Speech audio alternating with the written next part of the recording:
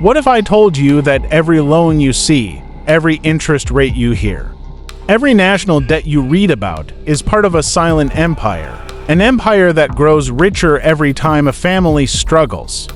Every time a country borrows, every time inflation rises, a system Islam warned against with absolute clarity, yet today it rules the world.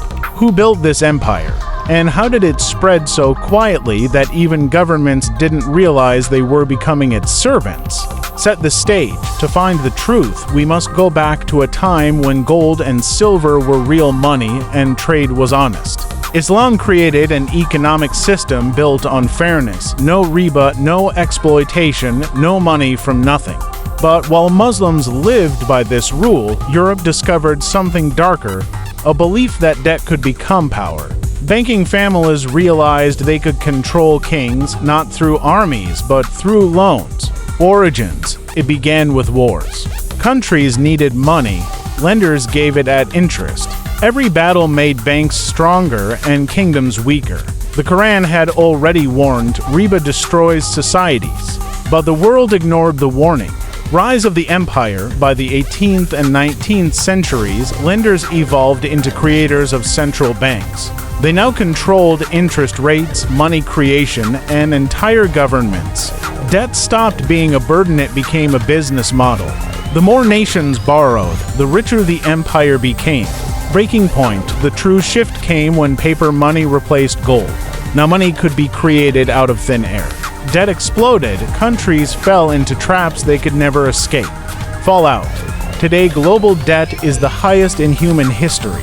Muslim nations alone pay billions in interest every year, money that could build hospitals, help the poor, or educate children.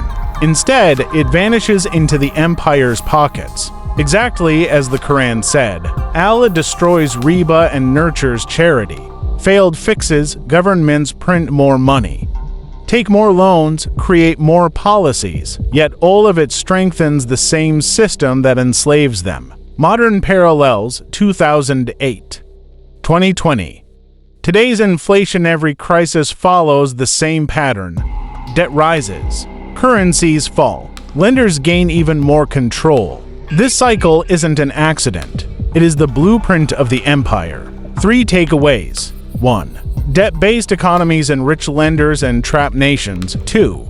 The riba system is designed to create dependence. 3. The Islamic model zakat, real assets, partnership is the only escape.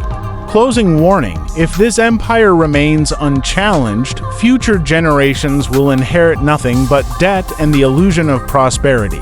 Call to action: if you want more Islamic documentaries exposing global financial injustice, make sure to subscribe, like, and share so this truth reaches those who need it most.